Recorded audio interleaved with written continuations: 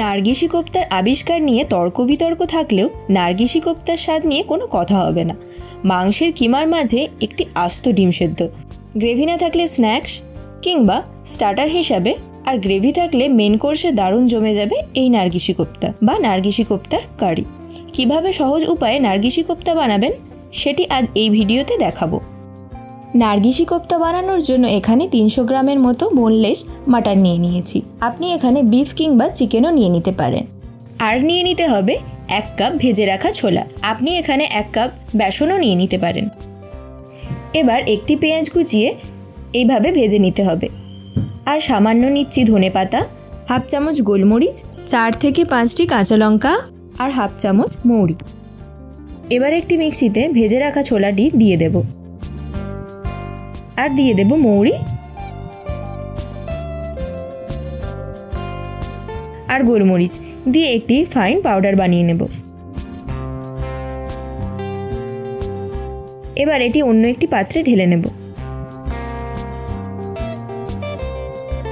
এবার ওই মিক্সিতে দিয়ে দেব বোনলেস মাটন। মাটনের পিসগুলিকে ছোট ছোট করে এইভাবে কেটে নিয়েছি। আমি এখানে 4টে কোফতা বানাবো, তাই আমি 300 গ্রাম নিয়ে নিয়েছি। আর দিয়ে দেব ভেজে রাখা পেঁয়াজ,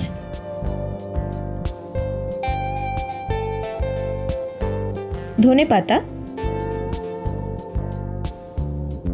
কাঁচা লঙ্কা, 7 থেকে 8টি রসুনের কুয়ো আর কিছুটা আদা দিয়ে ভালোভাবে পেস্ট বানিয়ে নেব। এবার পেস্টটি একটি অন্য পাত্রে তুলে নিয়ে মশলাগুলি দিয়ে দেব গুঁড়ো করে রাখা ভাজা ছোলা, স্বাদমতো লবণ, হাফ চামচ লঙ্কার গুঁড়ো, হাফ চামচ জিরে গুঁড়ো আর 1 চামচ গরম মশলা দিয়ে ভালো করে মিশিয়ে নিতে হবে।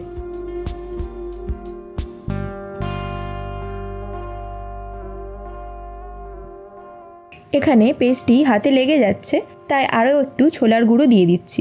আপনি আপনার প্রয়োজন মতো দিয়ে নেবেন। ভালো করে মশলাটি মাখা হয়ে গেলে কিছুটা সরিষার তেল ওপরে দিয়ে মেখে রেখে দেব আমরা আধ ঘন্টার জন্য। এবার আরও একটি পেস্ট বানিয়ে নিতে হবে। তার জন্য আমি মিক্সিতে দিয়ে দিচ্ছি একটি টমেটো, কয়েকটা কাজু, 1 চামচের মতো চারমগজ, 1 চামচ জল ঝরিয়ে রাখা টক দই, কিছুটা আদা আর 5 থেকে 6টি রসুনের কুয়ো দিয়ে ভালোভাবে একটা পেস্ট বানিয়ে নেব। মাংসের যে ডোটা বানিয়ে রেখেছিলাম সেটি এইভাবে কেটে হাতের তালুর সাহায্যে একটা শেপ দিয়ে দিতে হবে। আমি এখানে 4টে কোফতা বানাবো, তাই 4টের মতো আন্দাজ করে কেটে নিয়েছি। এইভাবে হাত দিয়ে চাপটা করে ওর মাঝে একটি সেদ্ধ করে রাখা ডিম দিয়ে দেব, দিয়ে এইভাবে ঢাকা দিয়ে দিতে হবে।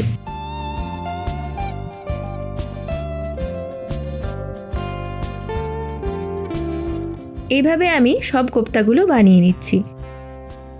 এবার কোফতাগুলি ভেজে নেওয়ার জন্য একটি কড়াইতে 100 মিলির মতো রিফাইন তেল দিয়ে দিতে হবে। তেলটি গরম হলে পারে কোফতাগুলি দিয়ে একে একে ভেজে নেব।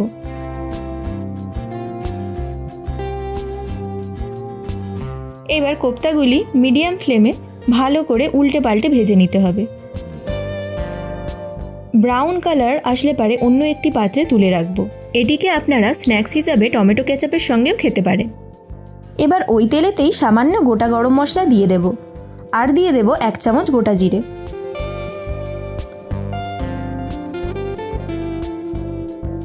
পাঁচ থেকে 6 সেকেন্ড হালকা করে নাড়িয়ে পেস্ট করে রাখা একটি পেঁয়াজ ওতে দিয়ে দেব, দিয়ে হালকা করে ভেজে নিতে হবে।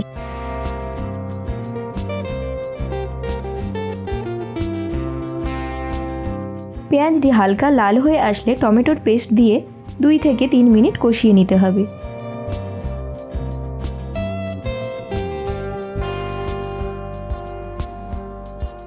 এবার একে একে মশলাগুলি দিয়ে দেব স্বাদমতো লবণ, হাফ চামচ হলুদের গুঁড়ো, হাফ চামচ লঙ্কার গুঁড়ো, 1 চামচ কাশ্মীরি লঙ্কার গুঁড়ো দিয়ে ভালো করে মশলাগুলি কষিয়ে নিতে হবে।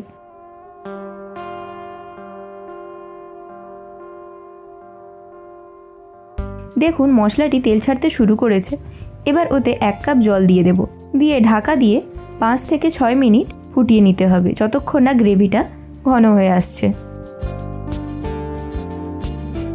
ফিরে আসলাম 5 মিনিট পর। এখানে গ্রেভিটা অনেকটা ঘন হয়ে এসেছে। এবার ভেজে রাখা কোপ্তাগুলি ওতে দিয়ে দিতে হবে।